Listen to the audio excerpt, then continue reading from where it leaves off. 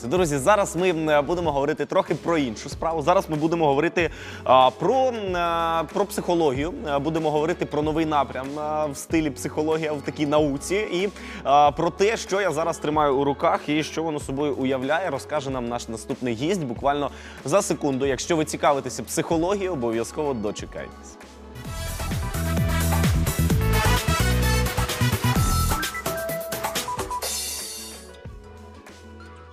Тож, друзі, починаємо знайомитися із нашим ранковим гостем. Наш наступний гість, звуть його Олександр Пушков. Доброго ранку, Олександре.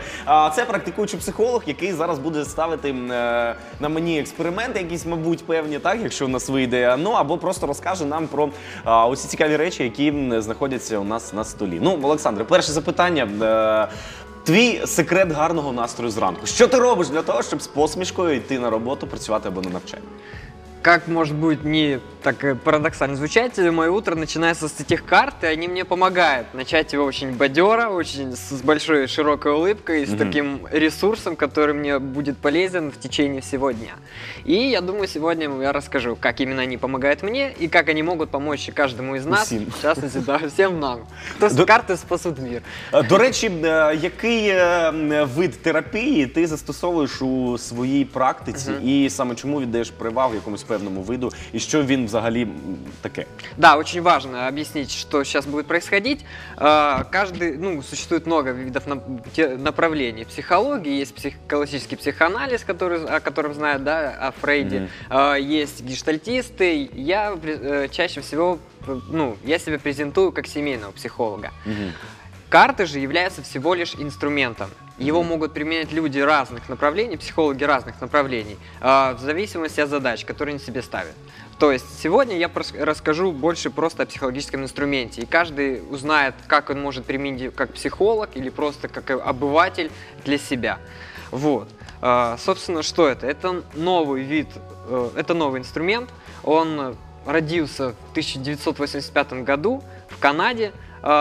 На нашем пространстве, российском, украинском, белорусском, он появился достаточно недавно. Я, наверное, похвастаюсь, у меня почти вся коллекция, сейчас выпускаются еще новые колоды, но думаю, скоро они у меня тоже будут, но сейчас здесь представлено около 17 колод, каждый из которых несет в себе особые мотивы, особые рисунки и, в частности, используются для особых задач. То есть, если ко мне приходят клиенты, у которых проблемы в отношениях, я беру колоду, в которой изображено очень много рисунков с лицами. То есть, я думаю, ты можешь посмотреть. То есть, есть отдельная колода, где нарисовано очень много портретов. Я прошу клиентов выбрать тот, который больше всего подходит ему или его партнеру, и мы дальше начинаем обсуждать, какие чувства вызывают эти картины, как они между собой взаимоотносятся, эти карты. То есть, в принципе, мы с одной стороны говорим о картах, и в то же время говорим о конкретной ситуации, с которой пришел клиент.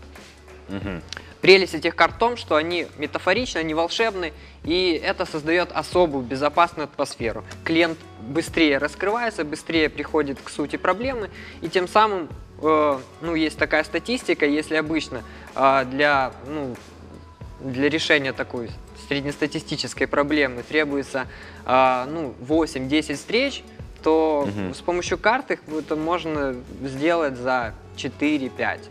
Это мое личное наблюдение, которое подтверждается еще и моими коллегами, которые тоже используют эти карты. До речі, вони мають назву ОХ-карти, так, наскільки я розумію? Да, есть много названий, метафорические карты, ассоциативно-метафорические, ОХ-карты. То есть мир знает их под разными названиями, в разных странах звучат разные имена, но все это такая вот коллекция, это уже направление. Есть уже альтернативные издательства, если эти все карты издаются чисто в Германии, потом рассылаются по всему миру, то в Израиле есть уже своя альтернативная издательская компания, которая представляет свои карты. Где-то они дублируют эти, где-то представляют свои. Вот. Давай спробуємо. Мені цікаво, ти сказав про те, що, дивись, якщо приходять люди, ти просто даєш їм ці карти, вони з них вибирають те, що їм більше підходить. Що можна сказати, як відбувається взагалі процес, якщо людина, наприклад, ось цю карту вибирає? Вот, хороший вопрос. То есть, на самом деле, не существует каталогов, не существует списков, что каждая карта значит. То есть, да, у нас иногда люди, которые приходят первый раз работают с картами, они говорят: о, это как Таро, то есть есть какое-то значение. Нет, никакого значения фиксированного нет. Мы начинаем работать с той информацией, которую продюсирует сам клиент. То есть я бы начал спрашивать, что для тебя эта карта обозначает. Может быть, для тебя это какой-то взрыв эмоций, чувств, и это ты себя ощущаешь так, когда ты на подъеме. А для кого-то эта карта вызовет страх и какую-то вообще неопределенность. И прелесть в том, что современная психология, она направлена на клиента, на его запрос, на его информацию и работает только с ним. Вот. Я знаю, что когда лежит очень много колод на столе, и как бы теоретизировать и рассказывать, что это такое, не трогая их, это очень сухо и неинтересно. Поэтому я очень хотел бы сегодня попробовать, чтобы мы попробовали эти карты показать зрителям, повзаимодействовать с тобой. Вот. Что я тебе предлагаю? Я хочу, чтобы мы сейчас попробовали ощутить вот эту прелесть проекции. То есть этот основной феномен, который заложен в работу карт. То есть мы видим то, что мы хотим видеть. Мы видим только то, что лежит в нашем сознании, то, что важно для нас сейчас. И это мы сейчас проверим. Каким образом? Я сейчас предложу тебе целую колоду и попрошу выбрать одну из карт, перевернуть, и сказать первые ассоциации, которые пришли тебе на эту карту. Какие образы вырисовываются у тебя из этого, возможно, абстрактных картинок. А потом буде якийсь аналіз, так? Я назову свои, и мы потом, можем это обсудить и посмотреть, в чем прелесть, что мы с тобой, возможно, увидим совершенно разные вещи на одну и ту же карту. А чому, до речі, така величезна кількість різних карт?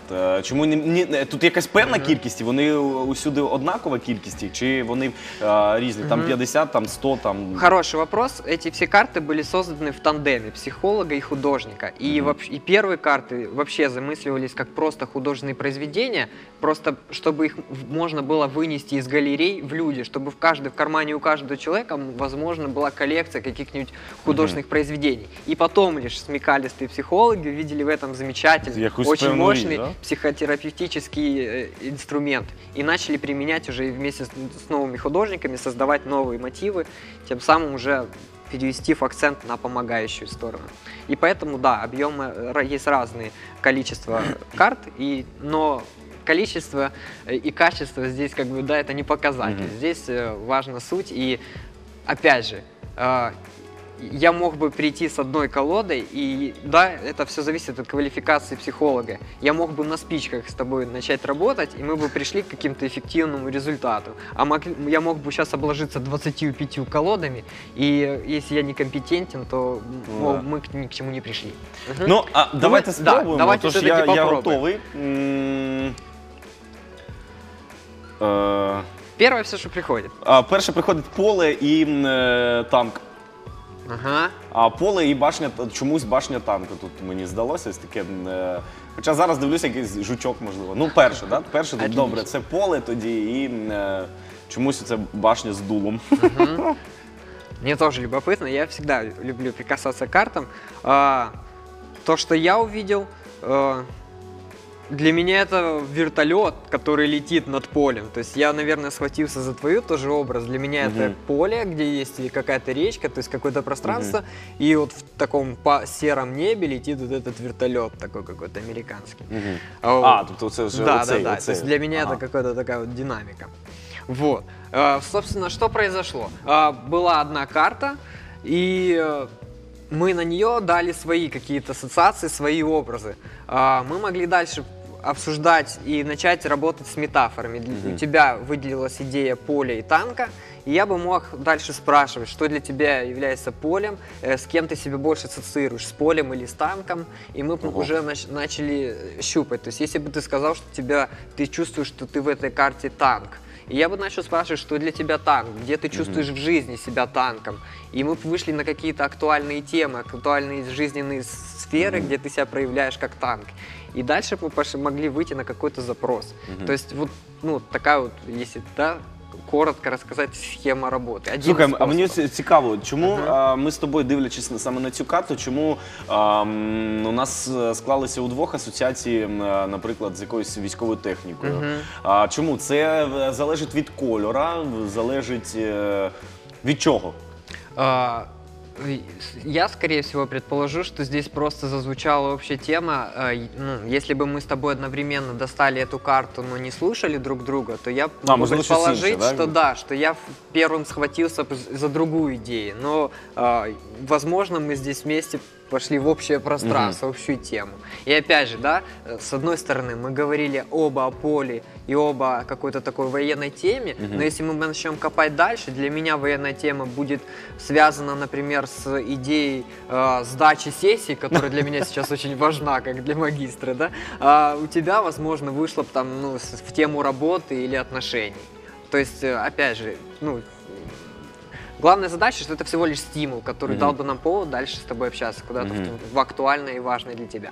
До речі, в яких випадках застосовується саме ця терапія, саме терапія карт? Це постійно, з чим ти працюєш? Чи іноді ти використовуєш якісь інші методи, коли приходять люди? Або коли ти бачиш, що вже безнадійно настільки, що можна спробувати картами ще там добити, да? Або дізнатися щось про людину, що не можеш відкрити звичайним спілкуванням? В яких випадках більш ефективно це є? Хороший вопрос. На самом деле, да, карты для меня как рояль в кустах. То есть это, да, в кабинете есть особое их место, где они всегда лежат, и в первую очередь я работаю с клиентами. Потом, когда я вижу, что есть необходимость попробовать, да, вот такое как упражнение, технику применить, чтобы ускорить процесс, да, что там, например, мне нужно помочь семье больше почувствовать роль каждого, ну, то есть дать им идею, что поведение одного приводит к такому поведению другого, что они взаимосвязаны. И я, чтобы не дать им эту идею напрямую, которые не могут отказаться от нее, я предложу сделать это в карте, в упражнении, в взаимодействии.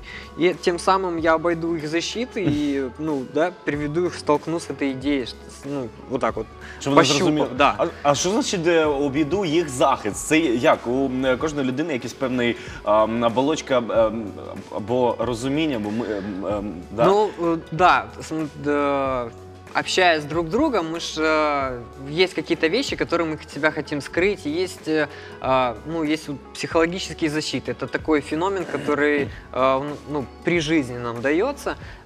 Единственное, что есть разные уровни его, есть разное качество.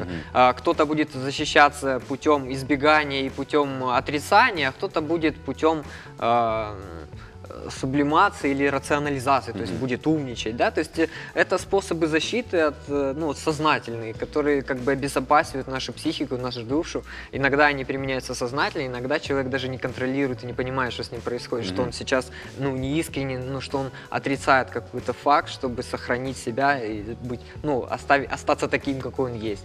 То есть, да, человек и борется с тенденцией измениться и в то же время остаться таким, как есть. И вот защита, они, по-моему, как бы такое самосохранение какое-то такое биологическое. Но это, да, это вещи, с которыми люди 5 и 10 лет психологи учатся работать и натачивают умения. То есть иногда это сначала это грубо пробивается, потом это находятся вот какие-то инструменты, которые помогают пройти эти вещи и помочь клиенту быстрее прийти к такой целостности, да, к гармонии, к щастю. До речі, друзі, я завжди знав, що психологія дуже цікава наука, в якій можна копатися просто безліч годин і днів, я не знаю, так? І, на жаль, наш час обмежений. Дякую тобі за цікаву розмову і зараз побажання нашим глядачам. Хорошее. Была сегодня встреча, я очень хотел бы, чтобы у каждого из наших зрителей было сегодня тоже утро началось таким бадерым, очень энергичным, и, наверное, на прощание я очень люблю дарить подарки каждому зрителю. Я сегодня хотел бы вот за одну секундочку подарить подарок. Что это будет? Никто не знает. Я достал одну карту из колоды, и это оказался вот такой вот меч. Ага. И, наверное, это подарок символизирует такой бой, энергию. И я эту энергию, эту силу, это желание бороться за свои цели, за свои желания, за свои позиции. Я хотел бы пожелать каждому зрителю, который сейчас нас видит, желаю ресурсов, желаю сил, чтобы преодолевать, достигать и развиваться. Такої залізної витримки, да, отак, щоб сьогодні все було класно. Дякую тобі за цікаву розмову, дякую за подарунок нашим глядачам. І ще раз представлю, у нас у гостях був практикуючий психолог Олександр Пушков. Дякую і вам такого теж позитиву і того більше клієнтів, які знаходили б поруч із вами таке розуміння життя і вирішували свої проблеми. Дякую. Спасибо. Ну що ж, друзі, ранковий коктейль продовжується. У нас попереду ще є цікаві новинки, цікаві радості, і тому ж залишайтеся з нами.